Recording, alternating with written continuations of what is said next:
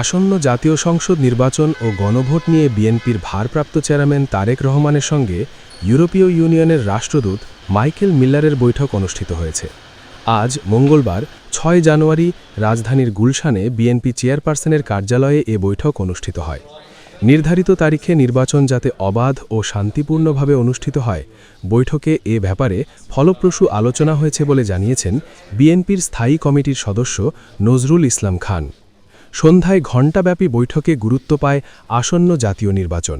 বৈঠক শেষে বিএনপি নেতা নজরুল ইসলাম খান বলেন, এবারের নির্বাচন অবাধ, সুষ্ঠু হবে এটা ধরে নিয়েই ইউরোপীয় ইউনিয়ন নির্বাচনী পর্যবেক্ষক দল পাঠাচ্ছে।